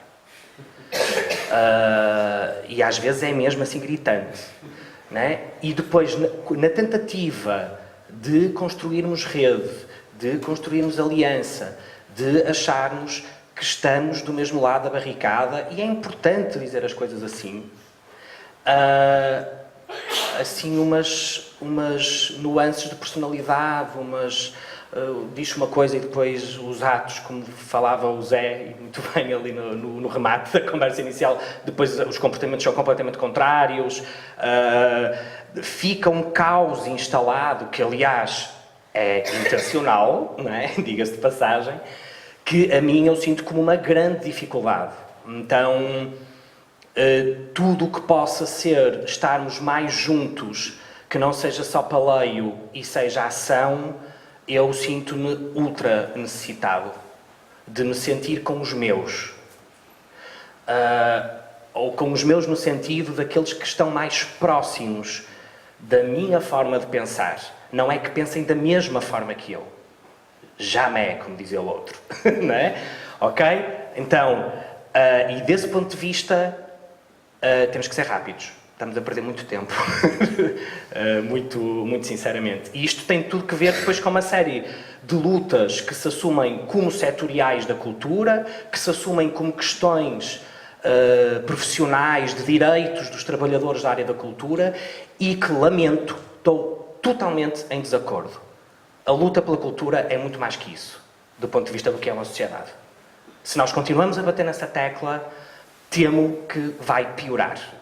Temo que a insignificância que nós temos aumente muito mais. Então a estratégia tem que ser, do meu ponto de vista, exatamente outra. É como é que a própria sociedade precisa disto, como qualquer outra dimensão da sua vida. E isso não é assim tão difícil. Basta pensar, sair fora da caixa e pensar as coisas de outra forma, e nós próprios, sendo os novos, os emergentes, os frescos, sairmos de caixas de espartilhos muito fortes que temos do ponto de vista, quer do nosso pensamento. Nós estamos aqui entalados entre um país que foi um sonho, uma revolução que vira o exemplo no mundo, e uma invasão neoliberal com a nossa entrada na União Europeia, assim, à bruta, ok? Depois nós ficamos entalados. Ok, vou tratar da minha vida, ou vamos lá fazer coisas coletivamente. Ai, mas ninguém faz, porque é que eu vou fazer? Ah, deixa cuidar dos lá de casa, tenho 3 ou 4 putos para alimentar, e então a comunidade centra-se no que é a nossa família, dentro da nossa casinha, e ficamos lá todos, cada um a tentar resolver os seus problemas, e legitimamente, não é? De sobrevivência. Muitas vezes, sublinhando o que a Inês disse, e nós não somos dos piores casos de todo, não é? E é isso. Por isso, reforço o meu desafio. Não, queria comentar porque, por exemplo, Espanha está num impasse político brutal. Portanto, do ponto de vista democrático, não funciona. Portanto, não é uma democracia neste momento. Ainda agora estava na Galiza e os amigos galegos falavam mesmo disso. Portanto, vamos ver se esta solução governativa poderá eventualmente dar conta da urgência que é falar com as várias nacionalidades que aquele território tem. Não sei se vai ter essa capacidade, mas seria talvez, sem sangue, uma das soluções possíveis, não é? Conseguir, porque neste momento a sensação na Galiza, na Catalunha, no País Basco, é de que não existe democracia. Não existe democracia. Pronto. O que é que isto quer dizer? Que Portugal tem a revolução, ou Espanha podia ter uma revolução, não é? De repente agora havia uma revolução que instituía ali uma república federal ou qualquer coisa assim, não tendo essa revolução. A Revolução Portuguesa é a revolução foi a última revolução na Europa. E eu agora vou ficar assim todo mais esperançado, que eu estava um bocado deprimido. Esta última revolução constrói, até aos dias de hoje, isto só para a gente não mandar o bebé com a água do banho, não é? Constrói, até aos dias de hoje, um Estado social. Eu acho que um ataque constante, um bocadinho taberneiro, aos serviços públicos é muito perverso. É muito perverso. Eu às vezes até me assusto. Não há ninguém que não tenha qualquer coisa a dizer com os problemas que teve no hospital. E eu digo sempre, olá, olha, mas estavas no hospital, não estavas? Se fosses ali ao privado, só entravas se pagasses. Não é? Porque, e por aí fora. E temos apoio para a criação e para a fruição cultural. O nosso país, e com as minhas viagens todas também em vários países, Portugal tem uma situação a nível mundial que é de privilégio do ponto de vista do apoio à criação e à fruição cultural. Ou seja, nós... chamar piegas, aqui a pegar. Não.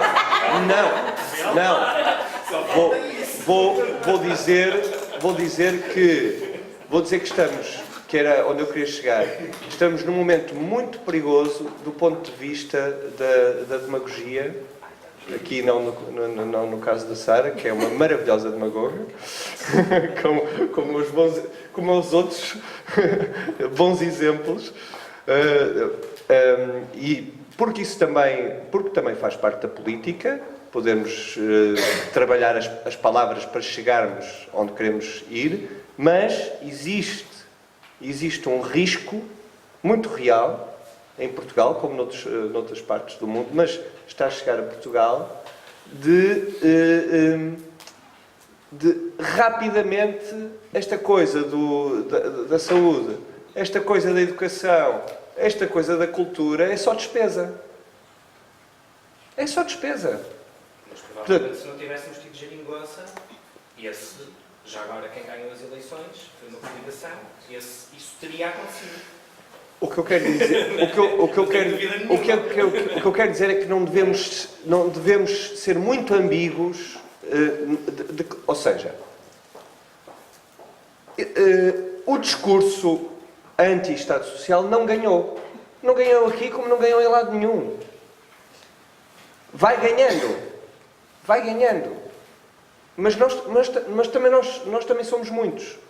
Quando tu falas do Occupy Wall Street, quando tu falas das primaveras árabes, quando falas dessas ruas todas, o que eu quero dizer é que estamos na luta e política, teatro, política, é estar na luta. É estar a puxar para o teu lado. Ok? Eu tento não me baralhar muito. É só isso. Tento não me confundir muito de que lado é que quero estar e para onde é que quero puxar. E sei que não se faz tudo de uma vez. E é preciso estratégia. E às vezes quando não se tem estratégia, quando não se tem coletivo, quando não nos aproximamos, quando não falamos com os outros e somos apenas arrivistas, aí tens mais problemas. Porque a estratégia é uma das bases da vitória. E também se trata de vitória. Também se trata de ganhar. Pronto, podemos falar da geringonça. A geringonça teve conquistas. Claro que a pressão do déficit é uma coisa brutal. Há bocado falava não era nenhuma brincadeira. A ditadura do Neymar não era nenhuma brincadeira. Aquilo é mesmo uma ditadura. Como tu voltaste a falar, há uma ditadura do pensamento. Pronto, como é a do déficit. E nós vamos abandonando discussões importantes, como a da reestruturação da dívida. São discussões importantes para que o nosso país possa respirar. Pronto. Disse, como dizem os meus colegas de Associação dos Estudantes. Bom, Bom... Desculpa lá. Não, nós estamos já avançados na hora. Eu tinha aqui alguns apontamentos e ainda perguntas para fazer, mas eu proponho que façamos agora algumas intervenções do público, necessariamente bastante curtas, nós temos que sair daqui por um bocado, e depois faremos uma ronda final entre todos vocês, se estiverem de acordo. Eu vi aqui tinham umas notas, se quiserem juntá-las depois na vossa, ou comentá-las na vossa intervenção final. O Gonçalo disse, por exemplo, uma coisa que me fez aguçar uma pergunta, que é: eu faço o que quero, mesmo que tenha consequências. A minha dúvida é se o Gonçalo não é, juntamente com mais alguns, a exceção. Se não estamos todos cheios de medo de muita coisa. Isto é um ato de coragem, e eu não sei se há tantos corajosos como tu. Todos eles falaram da Troika, de uma forma ou de outra, a propósito de um ou de outro tema, mas todos falaram da Troika e das consequências que teve. O que era talvez interessante, e se calhar isto terá de ficar para outro debate, outras conversas. Isto significa que temos tema aqui para muito tempo, para muito mais tempo do que aquele que efetivamente temos. Que me interessava falar é o que temos ainda hoje de Troika na nossa atividade. Depois havia uma área que diz mais respeito ao Hugo Cruz, quando fala das atividades artísticas com as comunidades, enfim, e o termo muito usado de participativo, não é? Houve uma altura que ficou na moda e parece que não havia nada para trás. E eu sei que tu estás a fazer uma reflexão e um estudo sobre o que está anteriormente a este boom, digamos assim, deste tema, e se poderás, enfim, brevemente comentar algo sobre isto. De qualquer forma, abria então agora intervenções da parte do público. Eu pedia que fossem bastante sucintos, sejam perguntas ou sejam comentários. Quem quer dizer alguma coisa? Por favor, e ao fundo. Vou falar, eu não falo muito bem. Eu não pertenço aos grupos que estão aqui, a nenhum deles. Sou mesmo paraquedistas, sempre aqui dentro. Gostei do que estavam a falar, sentei-me e fui ouvindo. Ouvi coisas interessantes, outras menos interessantes. Mas eu ouvi uma muito interessante. Aquela menina do lado da Celar disse que não sabia quem era o inimigo. Eu vou lhe dizer quem é o inimigo. Por exemplo, citando o seu companheiro que estava lá de esquerda, Gonçalo. é o Bolsonaro. que transformou o Ministério da Cultura brasileiro e passou do Ministério da Cultura para o Turismo.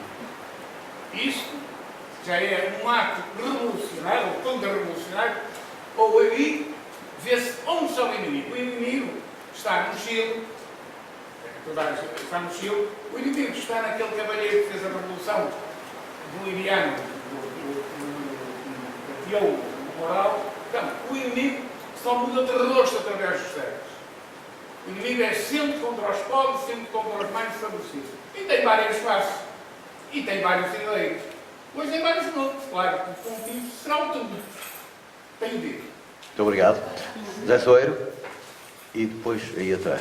Zé Soeiro, por favor. Primeiro, já se falou muito aqui, mas eu acho mesmo importante. Queres o microfone? Fala. Acho muito importante que a herança que tu nos permites aceder com o livro, com a exposição e com estas conversas, seja obrigado por isso e por podermos tomar essa herança como um problema a discutir e não só como um património a conservar. E acho que isso é super importante e acho que esse diálogo é muito bom. A outra coisa que eu queria dizer é que acho que sinto muita... Quer dizer, o teatro ser político em si mesmo não é bom nem mau, quer dizer, o André Ventura é político, sei lá, há tanta coisa política que é uma merda, não é? Portanto, acho que ser político, ok, porreiro, tudo é político, não sei o quê, mas o que eu sinto falta é de discutir as políticas do teatro. E não é só, já vou à discussão das políticas culturais, não é aí que eu quero ir. Eu sinto falta que não haja propriamente uma politização do debate estético e dramatúrgico. Uma politização no sentido de eu poder ver uma peça e poder discutir, e quando eu digo discutir é ver, por exemplo, uma coisa que eu acho que faz imensa falta, já que não há crítica nos jornais, não há nenhum site em que uma pessoa, por exemplo, possa ler e discutir politicamente sobre as peças. E discutir politicamente sobre as peças, eu estou a falar de coisas tão simples quanto.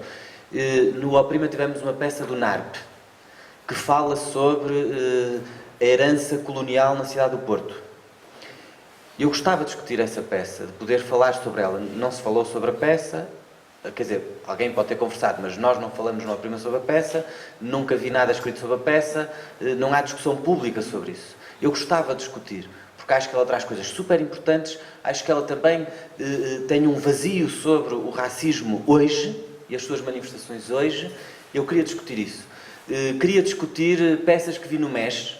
Comentei com o Hugo, por exemplo, a peça de São Lázaro, que ao mesmo tempo tu vês ali a participação da população e depois tem momentos que a mim me incomodam, por exemplo. Eu gostava de discutir, mas discutir no sentido de generoso, fraterno, crítico, solidário. Discutir as dramaturgias, as estéticas do ponto de vista das políticas que elas transportam. E eu acho que uma das coisas que eu sinto falta é isso, não é apenas se o teatro é político ou não, é nós podemos ter uma discussão política sobre o teatro que vemos, ou sobre, como a Inês falava, teatros fóruns, que são fantásticos às vezes e que às vezes oscilam entre o preço certo em euros e o apelo ao empreendedorismo. E nós precisávamos de poder discutir politicamente aquilo que vemos na cidade. Para isto, acho que era preciso haver uma plataforma onde essa discussão pudesse existir. Desde logo, sei lá, um site, uma coisa qualquer, haver uma forma de financiar pessoas que escrevam e que possam também receber dinheiro por irem ver e reconstruir uma reflexão sobre isto. Isto desapareceu, acho eu que seria super importante, e acho que eu olho para coisas nos jornais e de facto nós nos jornais já não temos isso e acho que isso era super importante que existisse. Acho que nós devíamos procurar construir esse espaço, porque isso é discutir política a partir do teatro, a partir das nossas experiências estéticas. E acho também que é muito difícil isto haver quando as escolhas em termos de política de programação, aquilo que existe é um dia uma peça. Se é um dia uma peça, eu nunca vou discuti-la. Porque vou discutir com quem? Se a pessoa depois não pode ir ver, não pode dar um feedback, quer dizer... E isto é provável. O Vítor Valente dizia, né, há bocadinho, que tinha as peças 3 meses inteiros, a mesma peça. Aqui sim, quer dizer, isto é possível. Nós tivemos essa experiência com a peça do MET. A peça nunca ficou acabada e teve umas 15 versões. Então, eu acho que isto também é importante discutir.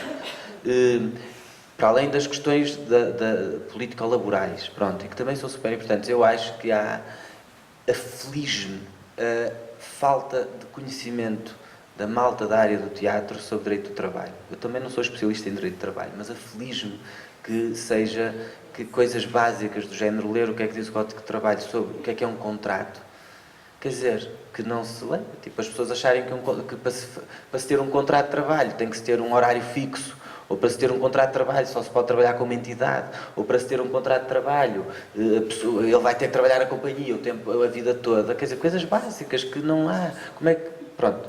E desculpem, já vou acabar. A última coisa que eu queria dizer era só que, sendo super saudável que a gente relativize o que fazemos, o Gonçalo dizia, o nosso espaço é pequeno, não me incomoda muito, mas ainda incomoda o suficiente para nós termos que lidar com o autoritarismo que existe nesta cidade. A Sara falou do quiosque do Piorio, haveria outros exemplos. Para não falar de outros. Para não falar de muitos outros. Não, eu sei que o projeto não acabou. O projeto não acabou, mas qual é... Não mataram o projeto, como se censurarem uma peça também não matam uma peça. Mas o que é facto é que... E quando o teatro sai um bocadinho da sua esfera, no mexe, não é? Que sai da esfera do teatro, digamos assim, do público mais convencional do teatro, começa logo tudo a ficar um bocado... Mas o que é que estes querem? Querem fazer uma candidatura à Câmara, querem o quê? É que eles estão aqui a mexer, já parece que estão em campanha. Então, as coisas... Esta cidade tem muito... Esta cidade está... É preciso também discutir isto, não é? E pronto. Está com lá atrás, por favor. Queria fazer vou me apresentar, sou o André do Brasil, né, sou do teatro, faço parte de uma escola de teatro e vídeo político em Brasília e, como já foi citada aí a situação econômica do Brasil e política do Brasil, eu queria fazer uma pergunta também para a mesa, que é uma inquietação que a gente está tendo no Brasil, né, quer dizer, passamos por um momento, né, estamos passando por um momento Bolsonaro, e que é resultado, né, de toda uma situação política e social que a gente vivia, né, com o governo Lula e o governo Dilma, de avanços sociais, políticos sociais, econômicos, e que agora a gente vive um grande retrocesso. Né? Então, do ponto de vista do teatro, né, enquanto política, a gente foi citado aqui há muito tempo o Augusto Boal, e quando eu acho que ele coloca teatro do oprimido, a gente tem que pensar que se tem um oprimido é porque há um opressor. Né? E quando a gente pensa nesse opressor, a gente está pensando numa elite, né, social, econômica, uma elite intelectual, uma elite religiosa, que obviamente quer manter, né, alguns privilégios. Então eu acho que o teatro, como política, né, é mesmo contra esse opressor, e que pode estar em qualquer esfera. Então eu acho que a atuação também que a gente tem é essa, né, de agir dialeticamente e politicamente contra esse opressor. E lembrando, eu acho que a educação passa por aí, que o teatro oprimido surge a partir de Paulo Freire, que escreveu a pedagogia do oprimido. Então nós temos também a ideia da educação também nesse sentido. A pergunta que eu faço, nós como atuantes dentro desse teatro, contra esse poder opressor econômico, midiático, intelectual, é como podemos nos aproximar do povo. Porque o que aconteceu no Brasil foi justamente isso, a gente se afastou. Então, o que aconteceu, e a gente tem discutido muito politicamente no Brasil, é como esse discurso hoje reacionário e extrema-direita ganha o poder porque ele se aproxima do povo. A partir de um discurso, que é um discurso também religioso e moralista. E conservador. Então, a pergunta que eu faço também, como o teatro poderia atuar nesse sentido também de aproximação com esse povo contra esses tais opressores? Creio que a última intervenção será da Amarilis e depois aqui uma ronda final. Eu queria só tentar juntar três coisas que eu vi aqui, que se calhar não estão muito ligadas. Que é, ficou muito a ressoar ainda do outro debate, o comentário da Paula, de que lhe fazia confusão estar dentro de uma sala de ensaios quando havia um movimento para organizar na rua. Depois, isto para mim tem muito a ver com o que o Gonçalo começou por dizer e que me bateu muito, e também uma das razões que eu quero fazer teatro, mas nunca faço, que é o facto de sermos insignificantes, e concordo muito com a análise que fazes.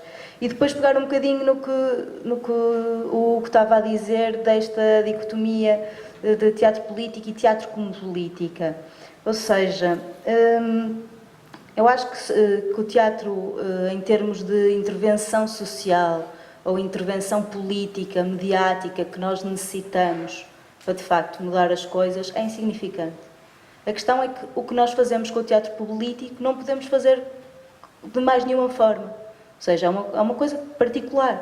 O debate que nós geramos através de uma peça de teatro fórum, não o geramos através de um debate. O que se gera através de uma peça de teatro que nós vemos, no MES, no FITEI, whatever, não se gera de outra forma. O que nós, numa sala de ensaios, tentamos pensar fazendo teatro, e toda a tradição que nós temos do teatro político, já falamos, não é gerada, não é possível de outra forma. E por isso é que se tem de continuar a fazer teatro político, porque não há teatro político, ou teatro, whatever. Porque não há outra forma de fazer o que se faz com o teatro. Agora, pensar que é isso que vai, de facto, pautar a nossa intervenção pública e ter impacto, ainda por cima há o cinema, há uma música, quer dizer, escrever uma música da Capicua tem mais impacto do que todas as peças de teatro juntas neste país, acho eu. Mas acho mesmo, quer dizer, só que o que se faz com a música, o que se faz com o teatro não se consegue fazer com a música. É isso. Exato, mas é uma coisa diferente. E isso aí já é... Exatamente. Mas é uma coisa diferente, apesar de tudo. O ato político, estarmos juntos, sentados a ver o ator em cena, é uma coisa que vai continuar. Ou seja, o cinema não faz isso, a música não faz isso. Ou seja, um bocado perceber que são duas coisas diferentes. Pronto, vamos então fazer uma ronda final aqui pelos elementos da mesa e pedia também para não se alongarem muito, por favor, embora todos tenhamos a sensação de que teríamos aqui conversa até à meia-noite, pelo menos, e se não fosse para continuar amanhã. Começava novamente. Está a pensar, então vou começar do lado contrário. Hugo.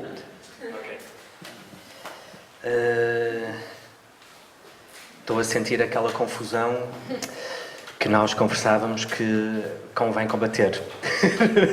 Acho que falamos de muitas coisas, o que é ótimo, de muitas coisas que se relacionam, o que é ótimo, mas é importante entender como é que elas relacionam a tal organização. Ainda estas questões que tu me perguntaste, Mário, e que têm a ver um bocado com esta última intervenção, que é o que eu estou a fazer com o trabalho de investigação do doutoramento, é no Brasil, com alguns grupos no Brasil e em Portugal, e na verdade o que eu tenho neste momento é alguma coisa que já me pode, de alguma forma, indiciar algumas coisas que eu acho interessantes serem debatidas e que eu agora, inclusive, vou devolver aos grupos para eles se posicionarem relativamente às conclusões das coisas. Não é?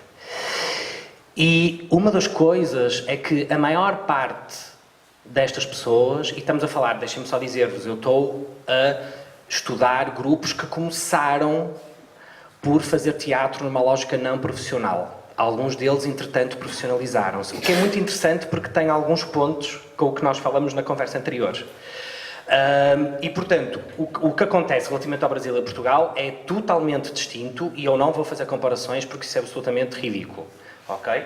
Posso encontrar recorrências, mas acho que fazer aqui chapa 3 é entrar num erro que me parece demagógico, inclusive. Mas, acima de tudo, o que se percebe é que a maior parte destas pessoas já tinham um percurso participativo quando vêm fazer teatro. Ou seja, nós continuamos a não chegar a não chegar às pessoas que efetivamente estão adormecidas, estão, não é? Portanto, já tinham um percurso, com uma grande diferença. É que a malta mais velha tinha isso muito conectado com o pós-25 de Abril, entretanto desilude-se imenso com a sua participação. Estou a falar mais de ações cívicas e políticas, não sei o quê, desilude-se imenso, e agora, digamos, numa reta final da vida, na melhor parte da coisa, vem fazer teatro e reanima-se um pouco e até de alguma forma contaminando a malta mais nova que está nos grupos, o que não deixa de ser muito, muito interessante. Relativamente à malta mais nova, e sinto mais isso no Brasil, acho que é uma coisa muito interessante que tem a ver com os processos de democratização e democracia cultural, que basicamente diferenciam algo fundamental. É quem é que continua a dominar os modos de produção cultural. E em Portugal continuam os mesmos a dominar os modos de produção cultural. As coisas alteraram-se, mas muito pouco. Basta olharmos para os alunos das escolas de teatro a nível superior, não estou a falar das academias, nem do ballet teatro, porque são escolas profissionais e porque têm bolsas e, portanto, já agora até convém que os meninos vão para lá porque mexem o corpo, são hiperativos, causam muitos problemas na escola e, portanto, vão lá para as teatradas e fazem o 12º ano, ok? Do ponto de vista de ensino superior, continuamos a ter os mesmos. E isto é teatro político, isto é política do teatro, isto é política, isto é vida, ok? E nós temos que olhar para isto definitivamente e entender que enquanto estas pessoas não chegarem também à área da produção artística, nós vamos fazer uma manutenção que tem que ver com os problemas depois de públicos, que tem a ver com uma série de coisas, porque as pessoas não reconhecem as suas estéticas em cena. Porque a maior parte dos espetáculos as pessoas não entendem patavina do que está ali a acontecer. Sentem, muitas vezes, o que está a acontecer ali, mas não entendem do ponto de vista intelectual. E nós excluímos a maior parte do nosso público dos espetáculos. E, portanto, enquanto nós não olharmos para isto à séria, vamos estar aqui a chover no molhado entre coisas da DG Artes e entre públicos que temos públicos ou não temos públicos, ou somos mais visíveis ou menos invisíveis, ou mais poderosos ou menos poderosos para discutir alguma coisa, nomeadamente as próprias condições profissionais de criação artística, que não vamos sair disto.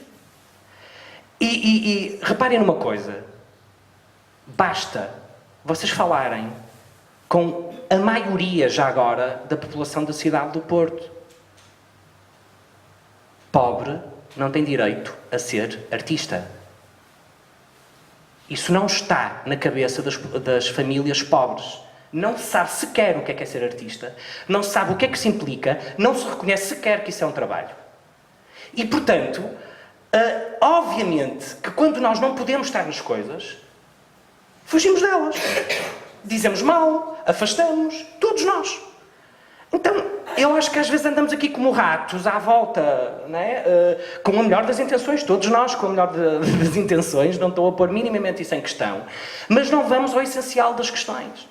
Não é? Estamos a falar de crítica, muito bem, acho uma excelente ideia, depende de quem vai escrever e como vai escrever. Se é para nós lermos, pá, dou de barato. Prefiro discutir no final com as pessoas com quem vou ver o espetáculo. Se é para toda a gente entender o que está lá escrito sobre o que falou, toda a gente é utópico, mas muita gente entender, muito bem.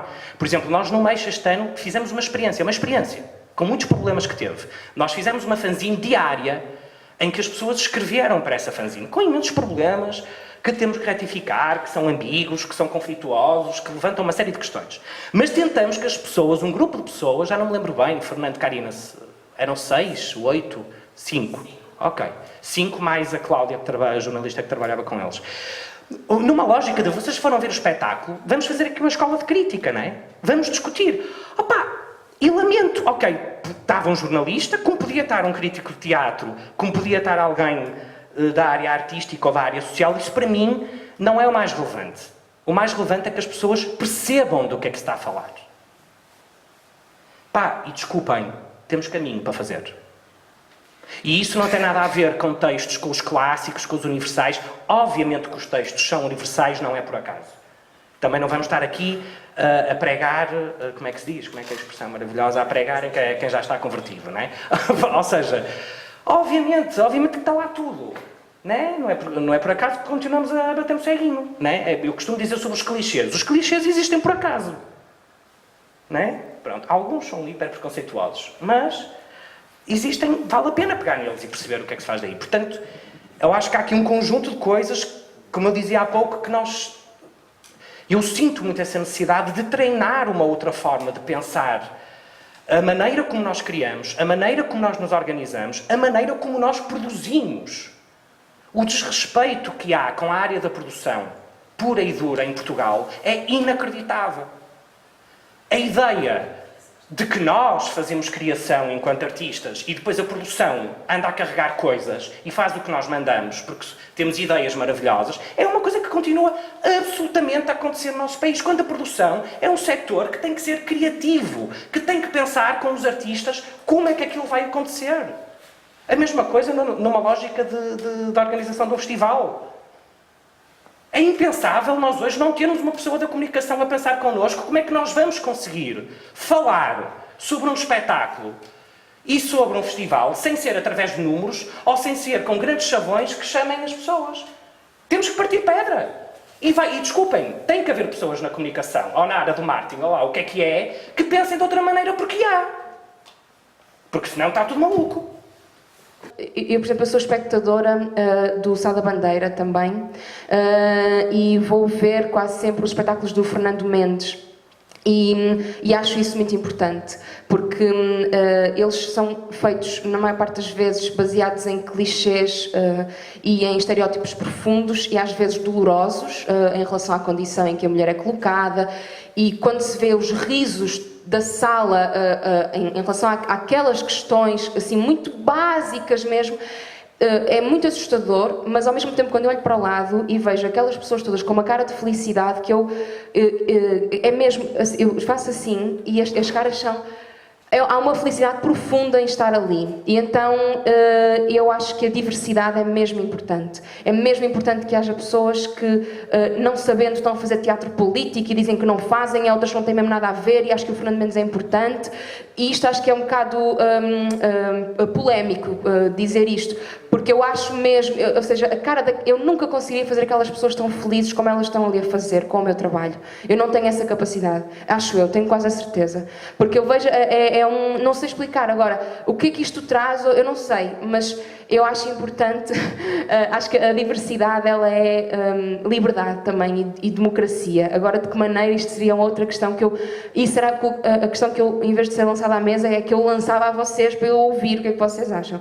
Pronto, e depois dizer que, apesar de tudo, onde eu me coloco é e é isso que me faz sofrer também, é a ética do meu trabalho, e por isso é que falar sobre teatro ou política para mim não pode ser dissociado de falar de questões laborais, ou seja, mas isso é o meu percurso e o meu trabalho e eu não consigo dissociar.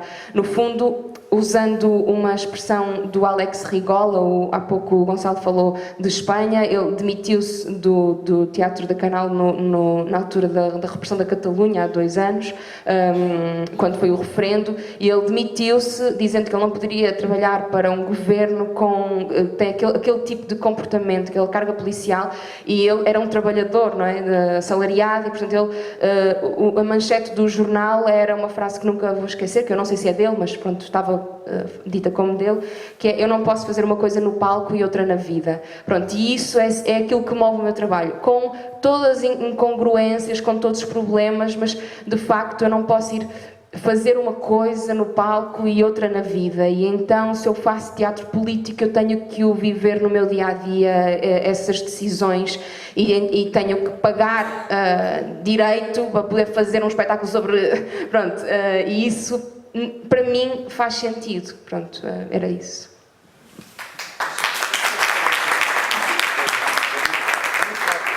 Não, é que eu percebo muito bem o que a Sara disse em relação ao Fernando Mendes, percebo o que ela está a dizer, mas tem o Vítor Valente, não está? Está. Mas eu lembro, quando era miúdo, estava a sala cheia, com os mesmos sorrisos, que essas pessoas estavam lá a olhar para o Fernando Mendes. Agora posso responder. Podes? E eu lembro-me. Não sei se tu viste. Há outras maneiras de fazer. 30 segundos. Nós fizemos um espetáculo que não era nada para rir, até era muito negro. que se chamava A Memória no Espelho, ou Isabel nunca mais esqueceu estas palavras, que falava, os textos todos do espetáculo eram textos dos livros das escolas primárias de fascismo, não se dizia outras coisas. E então era preciso que a Clara Bento tocasse clarinho a meio do espetáculo, soubesse dizer e fomos aos bombeiros e pedimos apoio. E então a Clara Bento teve aulas lá com o clarinetista dos bombeiros. E depois, como é evidente, no dia da estreia convidamos o Sr. António, o Sr. Manuel, que já não me lembro, para viver o espetáculo. O espetáculo era montanesco, e fascismo, e não sei o quê, violento, violentíssimo. E no final perguntamos, então, Sr. António, que tal? E ele respondeu assim com um ar muito humilde, olha, vocês desculpem, mas eu não percebi nada. Mas gostei tanto. Será que o homem não percebeu? Muito obrigado, Vítor. Muito obrigado. Bom, meus caríssimos amigos, camaradas e companheiros de percurso, muito obrigado pela vossa presença, pela forma fantástica como participaram nestes debates. Eu lembro só que há mais 2 debates no dia 14. Teremos aqui o Paulo Bio e o André Neveu. Espero que também sejam 2 debates muito... não é? Olivia. Ai, desculpa lá. Tu tinha que pôr os outros óculos e isto baralhou tudo. É a idade, quer dizer, eu estou rodeado de jovens, mas o velhinho está aqui, portanto. Bom, o que acontece é que